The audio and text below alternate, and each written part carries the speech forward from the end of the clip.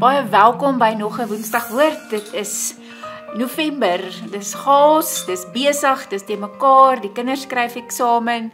Ons is veronderstel om opgewonde en bly te wees. Ons is almal moeg en kwaai met mekaar. So ek het gedink dalk is dit goed as ons 'n teks lees uit Nehemia 8 in die Nuwe Lewende Vertaling sê, moenie te neergedruk wees nie, want die blydskap wat die Here gee, sal julle krag wees. Nou ek is onseker of ons op hierdie stadium van die wedstryd moet bid vir krag, dalk meer vir genade, maar as ons krag uit God se blydskap uitkom, kan ons dalk hierdie laaste deel van die jaar aanpak. Ja, ons weet presies, as ek begin oor hierdie blydskap praat, dan praat ons oor 'n blydskap wat anderste is as om gelukkig te wees omdat jy die eerste parkeerplek gekry het, of omdat jou selfoon vol gecharge is, of omdat Eskom se krag hou.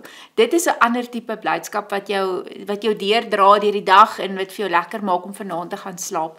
Maar die Here se blydskap is iets wat van binne afkom. Ek luister na 'n podcast van iemand wat sê, dit lyk partymal vir hom of sekere Christene in asyn gedoop is. En dit is nogal 'n klap op ons gesig om te sê dat Christene so suur kan wees. Dalk moet ons net vir 'n oomblik stil raak in hierdie seisoen. Ons is baie naby aan Advent en vir mekaar sê, maar wat weerspieël my lewe van God se blydskap? Hoe klink my stem in 'n koor van 'n gekerm? En dit is waaroor dit gaan, om te weet dat my blydskap gewortel is in God se genade, in God se redding, en nie in my omstandighede nie. Nie in die jingle bells wat speel in die winkel nie in die rooi strikke wat oral te vasgemaak is, of die ou vet man wat hou loop en persente uitdeel nie, maar oor God wat in my kom woon. En omdat God in my woon, die Heilige Gees, het ek die vrug van die Gees wat vir my die blydskap van God gee.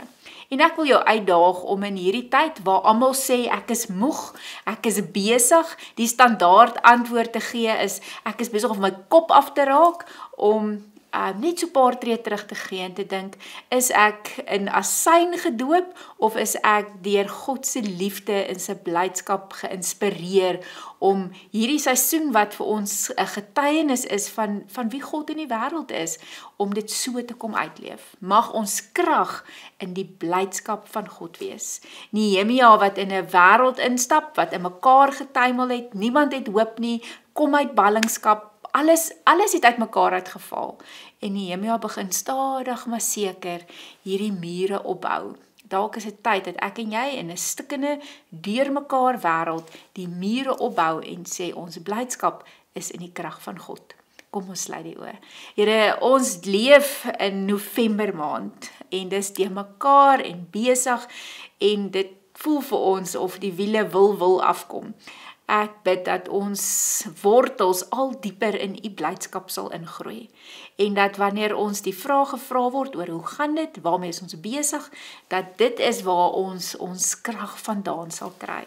Nie in 'n moegheid of 'n tamheid of moedeloosheid nie, maar in die wete dat u met ons is. Dat ons blydskap nie gegrond is op ons omstandighede nie, maar in ons redding in u en wie u is. Amen.